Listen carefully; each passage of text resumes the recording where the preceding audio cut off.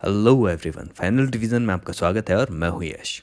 आज के हमारे वर्ल्ड हिस्ट्री के लेक्चर में हम अमेरिकी क्रांति के बारे में बात करेंगे। जानेंगे कि यहाँ पर यूरोपियों का कब्जा किस तरह से हुआ था, फिर अमेरिकी संविधान किस तरह बना और आगे अमेरिकी गृह युद्ध की कंडीशन क्या क्या थी। तो चलिए टाइम ना वेस्ट करते हुए लेक्चर स्टार्ट करते हैं। बैकग्राउंड कुछ इस तरह है कि स्पेन के कोलंबस ने 1492 में अमेरिका की खोज की थी। आरंभ में यहाँ पर स्पेन का ही अधिकार था। फिर 1588 में हुए स्पेन और ब्रिटेन के मध्य युद्ध ने यह ब्रिटेन का शासन स्थापित किया। मतलब अमेरिका भी ब्रिटेन का उपनिवेश था।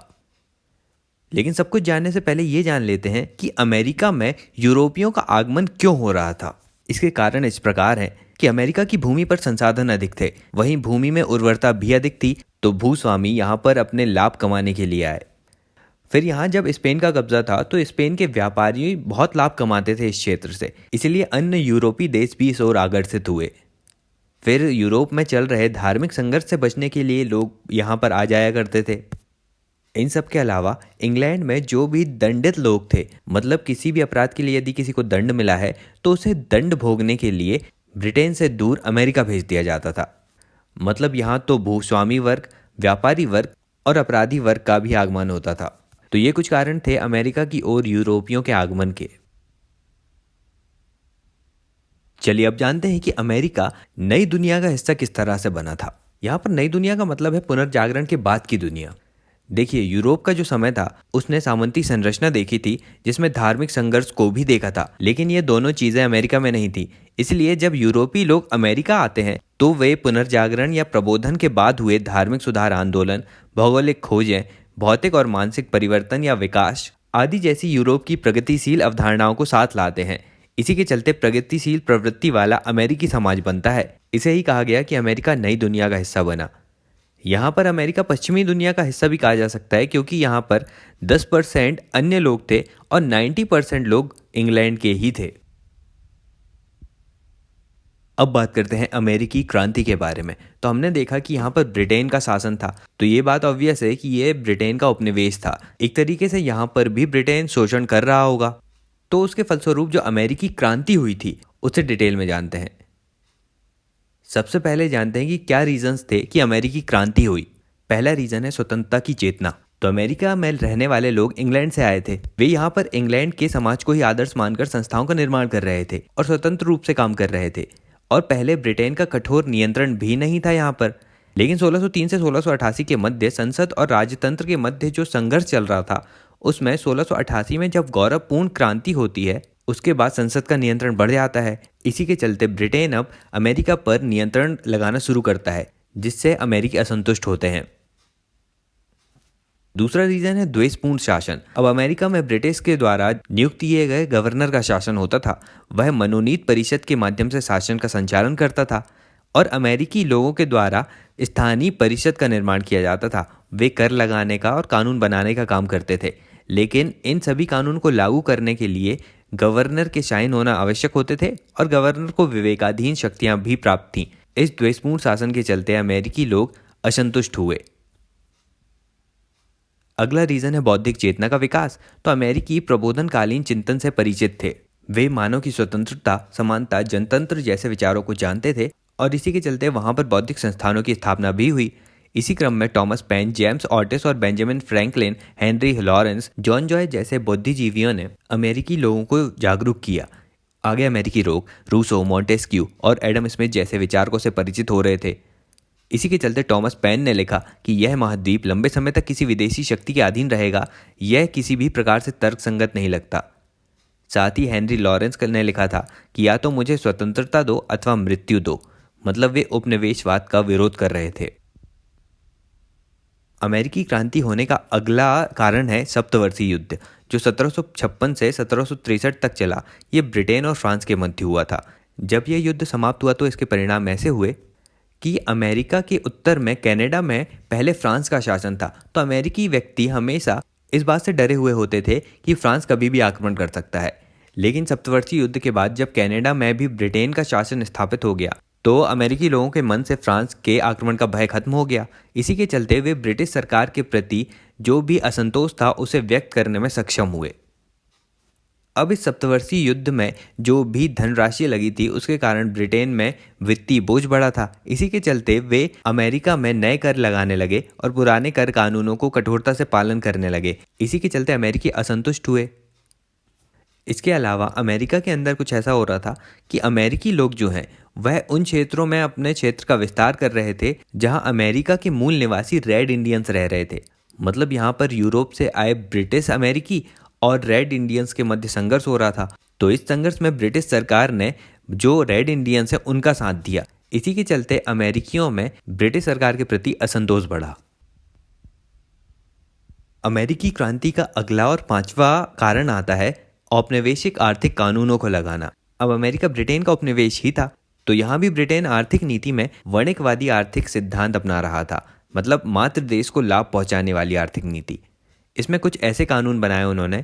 पहला है नौ परिवहन कानून। इसके अनुसार अमेरिकी व्यापार सिर्फ इंग्लैंड से और उनके उपनिवेशिक जहाज के माध्यम से ही हो सकेगा जो पहले ब्रिटेन के बंदरगाह में आकर रुकेंगे।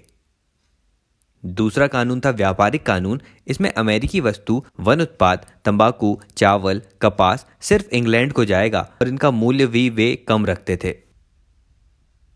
तीसरा कानून था औद्योगिक कानून। इसके तहत इंग्लैंड में उत्पन्न की जाने वाली वस्तुओं को अमेरिका नहीं बनाएगा। जैसे अमेरिका में लोहे, तांबे की सामग्रियां, ऊनी वस्त्र और टोपियों का उत्पादन नहीं होगा। तो इन सब कानूनों के चलते अमेरिकियों के मन में ब्रिटेन के विरुद्ध असंतोष पैदा होता गया। अब अमेरिकी क्रांति का अगला कारण आता है शासकों की नीति। 1760 में ब्रिटिश शासक जॉर्ज सेकेंड ने सप्तवर्षीय युद्ध से बढ़ रहे वित्तीय बोझ को कम करने के लिए प्रशासनिक कार्यों में कुशलता लाने के लिए सरकार पर दबाव डाला। इसी क्रम में ब्रिटिश पीएम ग्रैनविले ने अमेरिका में कठोर आर्थिक नीति लागू की और अमेरिकी समाज पर पुराने कर कानूनों को कठोरता से लागू करने पर बल दिया और नए कर कानूनों जैसे स्टैंप एक्ट और शुगर एक्ट का निर्माण किया। स्टैंप एक्ट के तहत उपनिवेशों में विभिन्न प्रकार के क्रय विक्रय और कानूनी दस्तावेजों पर कर लगाया जाएगा।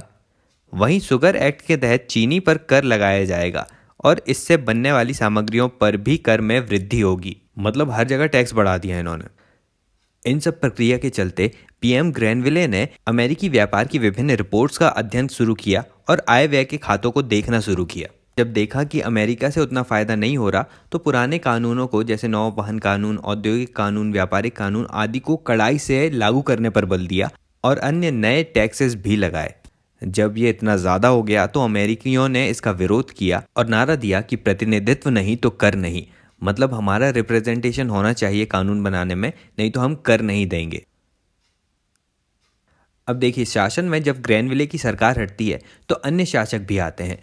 जैसे 1765 में रकिंघम सरकार आती है जो ग्रैनविले के करों को हटा देती है और कहती है कि इंग्लैंड की संसद सर्वोच्च है और उसे अमेरिका पर कर लगाने का अधिकार है। इससे अमेरिकी और असंतुष्ट होते हैं।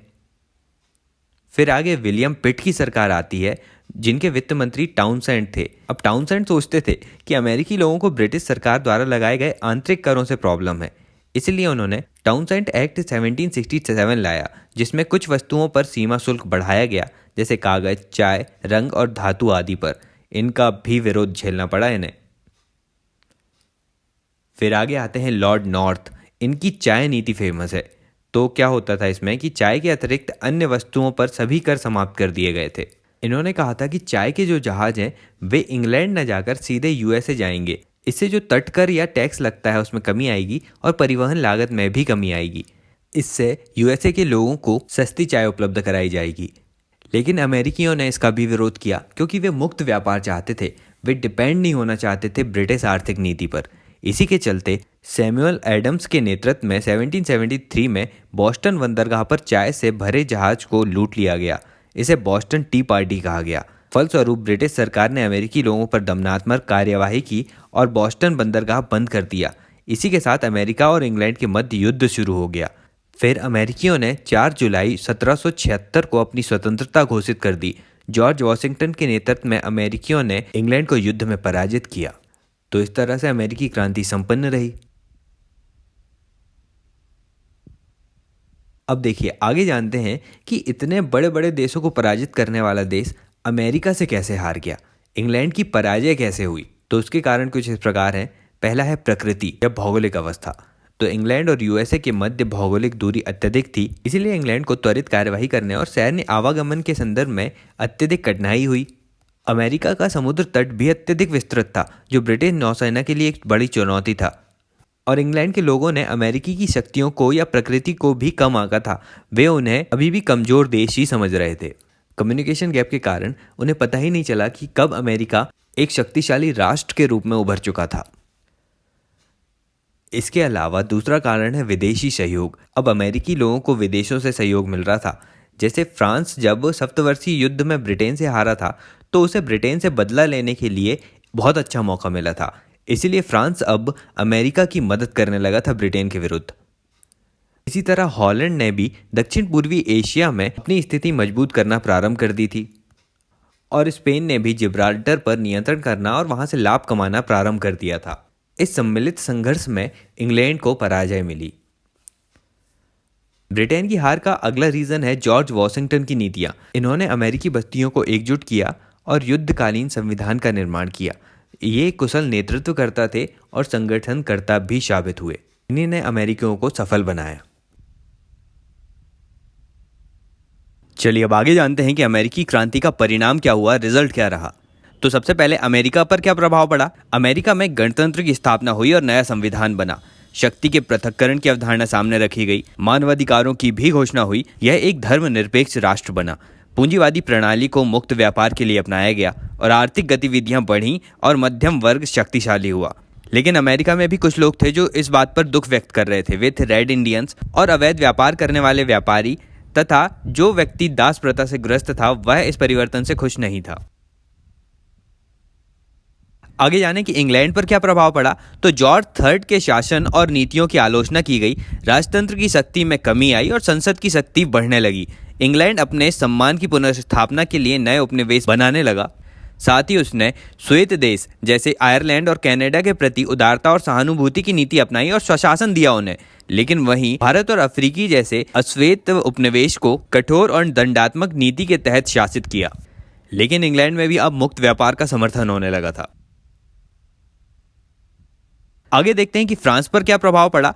तो अमेरिकी क्रांति में फ्रांस ने सहयोग किया था। इसके चलते एक तो सप्तवर्षीय युद्ध भी हो गया था और अमेरिका को सहयोग देने के कारण फ्रांस पर वित्तीय बोझ बढ़ने लगा। इसी के चलते आर्थिक दिवालियापन आया वहां और क्रांति का मार्ग भी प्रशस्त हुआ। अमेरिकी क्रांति में सहयोग देने वाले सैनिक फ्रांस में अमेरिकी मूल्यों को फैलाने लगे, जिसमें कमांडर लफायते की भूमिका अधिक थी और यहां पर भी क्रांति ने जन्म लिया। आगे देखते हैं कि भारत पर क्या प्रभाव पड़ा अमेरिकन रिवॉल्यूशन का। तो यहाँ पर ब्रिटेन ने प्रारंभ से ही भारत में कठोर नियंत्रण लगाना शुरू कर दिया था, ताकि उनका यह उपनिवेश स्वतंत्रतापूर्वक कार्य करने के लिए प्रेरित ना हो और ना ही एकजुट हो सके। इसके लिए उन्होंने पिट्स इंडिया एक्ट 1784 लाया, सहायक संधि लाई, फूट डालो राज करो की जैसी नीतियां अपनाई।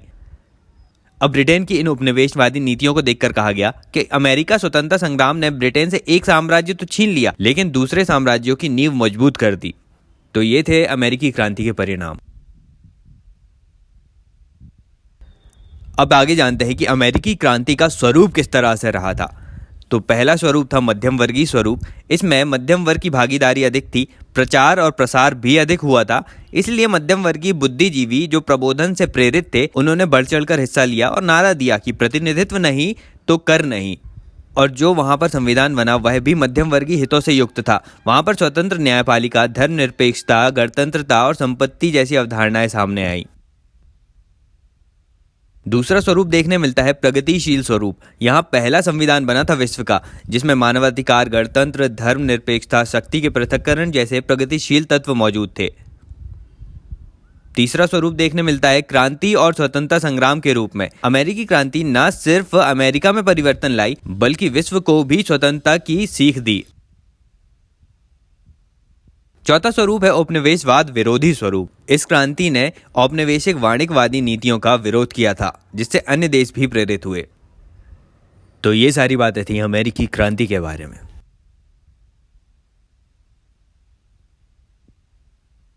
अब अगले टॉपिक में बात करते हैं अमेरिकी संविधान के बारे में। जानते हैं कि ये कॉन्स्टिट्यूशन किस तरह से बना और इनकी विशेषताएं क्या क्या थी। सबसे पहले देखते हैं कि संविधान बनाने से पहले संविधान निर्माताओं के समक्ष समस्याएं कौन कौन सी थी। बड़ी समस्या थी कि ऐसा संविधान बनाना जो सभी वर्ग की आकांक्षाओं को पूर्ण करता हो। इसमें दो गुट सामने आते हैं। एक गुट था जिसका नेतृत्व जेफरसन कर रहे थे। यह गुट प्रजातांत्रिक स्वरूप का समर्थन करता था और कमजोर केंद्र की अवधारणा में विश्वास करता था, अर्थात राज्यों को ज्यादा अधिकार मिलने की बात कहता था और भूखंडों का आकार छोटा रखने को कहता था। वहीं दूसरी तरफ दूसरा गुट था जिसका नेतृत्व हैमिल्टन कर रहे थे। ये मजबूत संघ के निर्माण की बात करता था। इनके अनुसार सरकार की शक्ति जनसाधारण में नहीं बल्कि उच्च वर्ग में निहित होनी चाहिए और बड़े आकार के भूखंड होने की बात करते थे। तो इन दो अवधारणाओं के बाद देखते हैं कि संविधान की विशेषताएं क्या क्या रहीं, वहां किस तरह का संविधान बना। तो सबसे पहले जो 1776 के बाद संविधान का निर्माण हुआ था, वहां एक सदनी कांग्रेस था। राज्यों को ज्यादा शक्तियां दी गई थीं। केंद्र में संचार, विदेशी और रक्षा संबंधी मामले सौंपे गए थे। राज्यों को अधिक शक्तियां इसलिए दी गई ताकि राज्यों की पहचान बनी रहे। और अमेरिकी एक परिसंघ के रूप में बना, मतलब जिसमें विभिन्न राज्य आपस में समझौता कर एक साथ एक देश के रूप में सामने आते हैं, और इसीलिए इसे अविनाशी राज्यों का विनाशी संघ कहा गया। इस पहले संविधान की सीमाएं इस तरह से थीं कि राज्यों को आर्थिक प्रशासनिक नियम बनाने की शक्ति दे दी गई थी जो तार्किक नहीं थी। इसीलिए संविधान में संशोधन होना अनिवार्य था। आगे 1789 में नए संविधान का निर्माण किया गया। यहाँ पर सरकार संचालन के लिए द्विसदनी कांग्रेस बनाई गई। निम्न सदन जहाँ जनसंख्या के आधार पर प्रतिनिधित्व रखा गया, वहीं उच्च सदन या सीनेट में राज्यों के समान प्रतिनिधि रखे गए, मतलब यहाँ हर राज्य से 2 प्रतिनिधि होते हैं। जनता के द्वारा निर्वाचन की व्यवस्था की गई तथा कार्यपालिका की शक्तियां राष्ट्रपति को सौंपी गईं और महाभियोग की प्रक्रिया भी सामने रखी गई। नागरिकों को दोहरी नागरिकता दी गई। मानवाधिकारों की घोषणा की गई जिसमें संपत्ति का अधिकार भी शामिल था। फिर संविधान संशोधन प्रक्रिया में राज्यों की भूमिका का भी निर्धारण किया गया। लेकिन 1789 में बने इस नए संविधान में भी कुछ सीमाएं थीं। जैसे इसमें दास प्रथा के बारे में कोई बात नहीं कही गई थी। दास प्रथा अभी भी बनी हुई थी और महिलाओं को मताधिकार नहीं दिया गया था। इन्हीं सीमाओं के चलते हमें सिविल वॉर भी देखने मिलेगा। चलिए अब आगे जानते हैं कि संविधान निर्माण के कौन कौन से प्रेरक तत्व मौजूद थे वहां। तो मानव अधिकार को बनाए रखने के लिए तथा जनता की संप्रभुता को सुनिश्चित करने के लिए गणतंत्रात्मक शासन प्रणाली का निर्माण किया गया था। शासन निरंकुश न हो और जनता के अधिकार सुरक्षित रहें, इसके लिए शक्ति के पृथक्करण के सिद्धांत को अपनाया गया और स्वतंत्र न्यायपालिका का निर्माण हुआ। संघीय प्रणाली के सफल संचालन के लिए शक्तिशाली केंद्र की स्थापना की गई और राज्यों की स्वतंत्र पहचान भी बनाए रखी गई, क्योंकि स्वतंत्रता संघर्ष में राज्यों ने मिलकर हिस्सा लिया था। फिर ब्रिटेन में मौजूद संवैधानिक शासन और नागरिक अधिकारों तथा द्विसदनीय विधायिका की उपस्थिति से भी यहाँ प्रेरित होकर अमेरिकी संविधान में ये प्रावधान शामिल किए गए। चलिए आगे जानते हैं कि अमेरिकी संविधान आर्थिक दस्तावेज के रूप में कैसे दिखता है। अमेरिकी संविधान निर्माताओं के वर्गीय संरचना और हितों को देखते हुए चार्ल्स बेयर्ड ने इसे आर्थिक दस्तावेज कहा। इसके पक्ष में तर्क देते हुए उन्होंने कहा कि संविधान निर्माता अपने आर्थिक हितों से परिचित थे और वे अधिकतर लोग विशेष वर्ग का प्रतिनिधित्व करते थे। इनमें 24 महाजन, 15 दासों के मालिक और 14 सट्टेबाज तथा 11 व्यवसायी शामिल थे। मतलब संविधान निर्माता विशेषाधिकार वर्ग से आते थे। इस तरह इस समूह ने जिस संविधान का निर्माण किया उनमें अपने स्वयं के वर्ग की स्वार्थ पूर्ति दिखाई देती है। इसीलिए इन्होंने पूंजीवादी अर्थव्यवस्था को लागू करते हुए संपत्ति के अधिकार को बनाए रखा और दास प्रथा को भी बनाए रखा। लेकिन चार्ल्स बेयर्ड के इस तर्क को अतार्किक सिद्ध करते हुए फॉरेस्ट मैकडोनल्ड ने कहा था कि संविधान निर्माता चाहे विशेष आर्थिक क्षेत्र से ही संबंधित क्यों न हो, लेकिन जब संविधान सभा के सदस्य बने थे वह संविधान निर्माण के दायित्व से युक्त थे। वे अपनी वर्गीय संरचना और वर्गीय पहचान को समाप्त कर सिर्फ संविधान सभा के सदस्य के रूप में कार्य कर रहे थे। यदि यह संविधान केवल कुछ वर्गों के हित से युक्त होता तो यह अमेरिका के दक्षिणी और उत्तरी भाग में समान रूप से लागू नहीं हो पाता, क्योंकि यहाँ किसानों और श्रमिकों की मौजूदगी थी और इसका विरोध भी होता जगह जगह। लेकिन ऐसा नहीं हुआ। सभी प्रांतों ने इस संविधान को शांतिपूर्ण रूप से स्वीकार किया था। तो निष्कर्ष यह निकलता है कि अमेरिकी संविधान के संदर्भ में चार्ल्स बेयर्ड द्वारा उठाए गए मुद्दे इस दृष्टिकोण से महत्वपूर्ण है कि इसने इन बातों पर ध्यान आकर्षित किया कि संविधान में किस तरह से संशोधन और हो सकता है। लेकिन संविधान में पहले से ही मौजूद जनता की संप्रभुता की अवधारणा, गणतंत्रात्मक शासन प्रणाली, धर्मनिरपेक्ष राज्य और न्यायपालिका की स्वतंत्रता जैसे जो बिंदु थे वे संविधान को आर्थिक दस्तावेज के रूप में होने का सही प्रमाण प्रस्तुत नहीं करते। तो ये सारी बातें थी अमेरिकी संविधान के बारे में।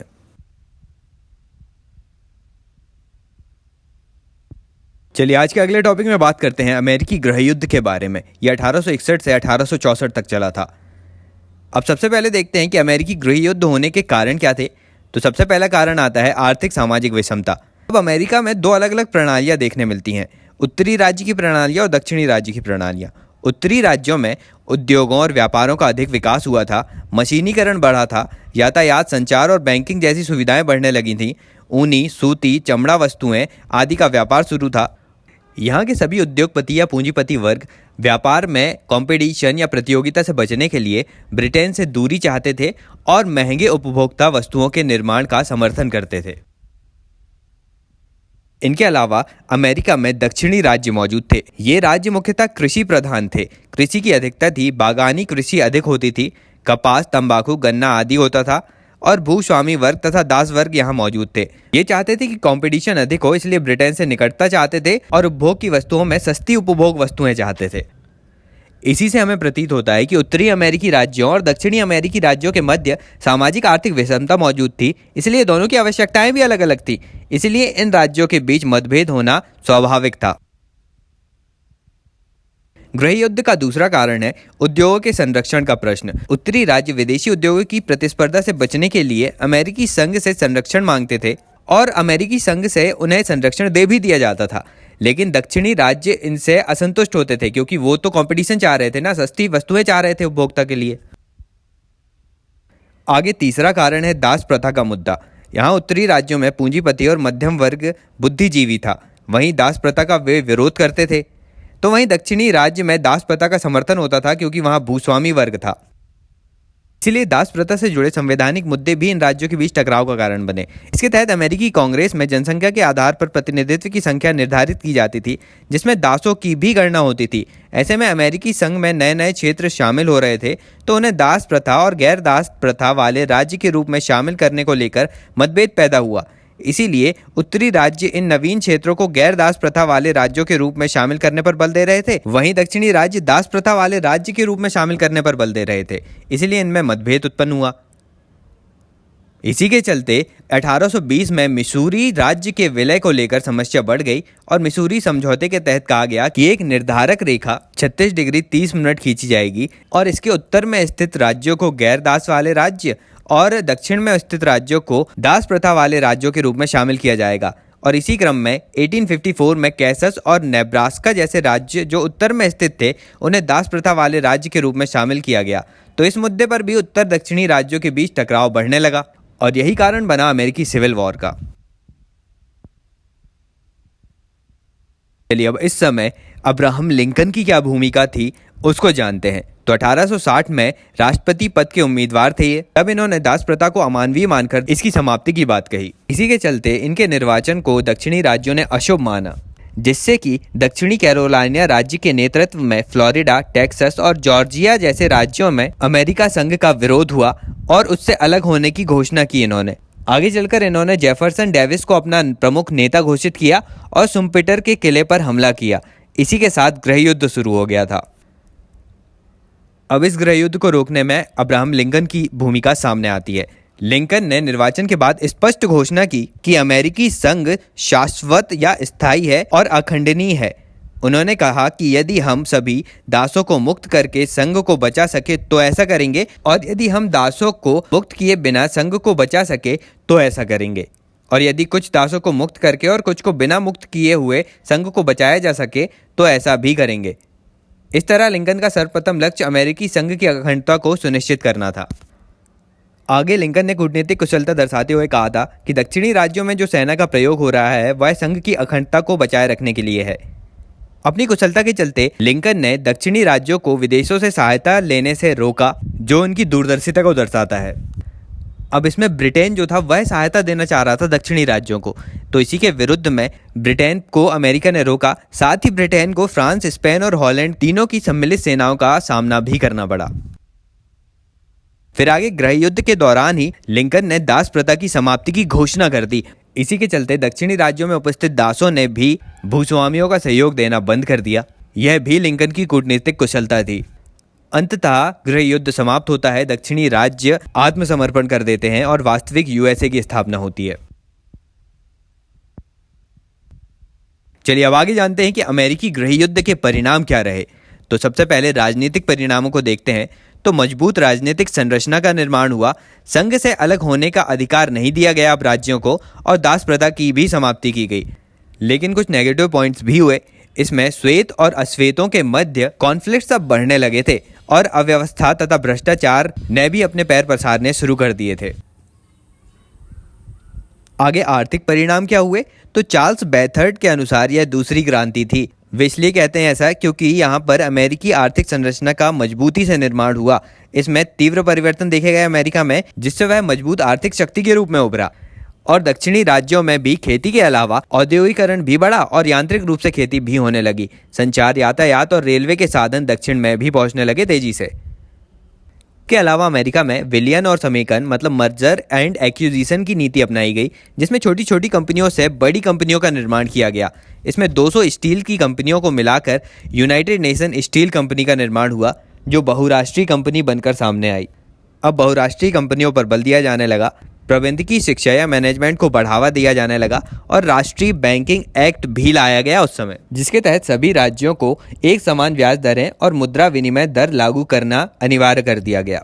ये कुछ छोटे छोटे आर्थिक परिवर्तन थे जिसने अमेरिका की अर्थव्यवस्था में एक बड़ा बदलाव लाया। इन बदलाव के चलते ही अमेरिकी गृह युद्ध को शल्य चिकित्सा के समान कहा गया, जो दुखदायी तो था लेकिन एक अनकहा आशीर्वाद भी सिद्ध हुआ, जिसने बहुत से पॉजिटिव चेंजेस लाए अमेरिका में। अब आगे जानते हैं कि क्या अमेरिकी गृह युद्ध दो राष्ट्रों के बीच युद्ध था। तो यहाँ पर दक्षिणी राज्य अलग होकर जेफरसन डेविस के नेतृत्व में काम कर रहे थे, तो वहीं उत्तरी राज्यों में अब्राहम लिंकन थे। इसीलिए इसे कुछ लोग दो राष्ट्रों के बीच युद्ध कह देते हैं, लेकिन ऐसा कहना तार्किक प्रतीत नहीं होता, क्योंकि स्वतंत्रता संग्राम में उत्तर और दक्षिण के क्षेत्र दोनों शामिल थे और एक संविधान बना था। हाँ, लेकिन इन दोनों क्षेत्रों के बीच वैचारिक और सामाजिक मतभेद जरूर था, लेकिन वे थे तो अमेरिका के ही हिस्से। और आगे चलकर गृह युद्ध के बाद इन दोनों के वैचारिक मतभेद भी समाप्त होते हैं और वे एक राष्ट्र या सुदृढ़ संघ के रूप में सामने आते हैं।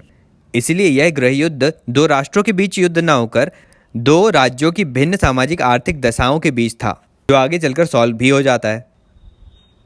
तो ये सारी बातें थी अमेरिकी गृह युद्ध के बारे में। आज का लेक्चर बस इतना ही। लेक्चर अच्छा लगा तो लाइक कर दीजिए, ज़्यादा से ज़्यादा शेयर भी कीजिएगा। पहली बार चैनल पर आ रहे हो तो चैनल को सब्सक्राइब ज़रूर कीजिए। अगला लेक्चर होगा फ्रांस की क्रांति पर। अभी के लिए चलता हूँ, मिलते हैं अगले वीडियो में एक नए टॉपिक के साथ। Thank you so much for listening.